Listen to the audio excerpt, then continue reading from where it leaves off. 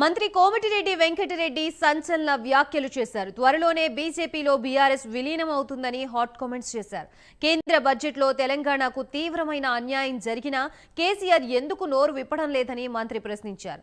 కేంద్రంతో దోస్తీ ఉన్నందుకే కేంద్ర బడ్జెట్ ని వ్యతిరేకించడం లేదని, త్వరలోనే ఆ నిజం బయటకు వస్తుందని మంత్రి కోమటిరెడ్డి వెంకటరెడ్డి అన్నారు. 11,34,000 ఇది పూర్తిస్థాయి బడ్జెట్లో దాదాపు 2,91,000 కోట్ల బడ్జెట్లో వ్యవసాయ అనుబంధ రంగాలకు 72,000 కోట్ల రూపాయలు, 72,659 కోట్ల రూపాయలు. అందులో రైతు రుణమాఫీ 31,000 కోట్లు, మననే చేసిన 11,34,000 మందికి 6,035 కోట్ల రూపాయలతో పాటు చేయబోయే 2 లక్షల రుణమాఫీ, ఇంకా మనమందరం ఎదురు చూస్తున్న దక్షిణ తెలంగాణలో ఎస్ఎల్బీసీ,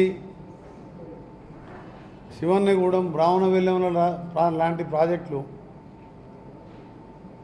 ఒకవైపు పాలమూరు లాంటి ప్రాజెక్టులు, ఖమ్మంలో సీతారామ ప్రాజెక్టు లాంటి పూర్తి చేయడానికి ఈసారి దక్షిణ తెలంగాణకు పెద్ద ఎత్తున నీటిపారుదల రంగంలో 22,000 కోట్ల బడ్జెట్లో ఎక్కువ శాతం నిధులు ఈ 3 జిల్లాలకు ఇవ్వడం జరిగింది.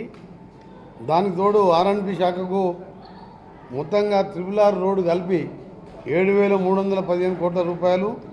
కేంద్ర ప్రభుత్వం ప్రవేశపెట్టిన బడ్జెట్లో తెలంగాణకు మొండి చేయి చూపిస్తే 80 కోట్ల రూపాయలతో 20 ఎకరాలలో మల్టీపర్పస్ హాస్టల్ కాంప్లెక్స్లు కడుతున్నాం. 2 నెలల్లో టెండర్లు పిలిచి రాష్ట్రం అంతా 119 కాన్ఫరెన్స్లో స్టార్ట్ చేస్తున్నాం. స్కిల్ డెవలప్మెంట్ యూనివర్సిటీ బిల్లు కూడా నేను క్యాబినెట్లో అప్రూవ్ చేసినాం. ఇది పూర్తి బడ్జెట్లో దాదాపు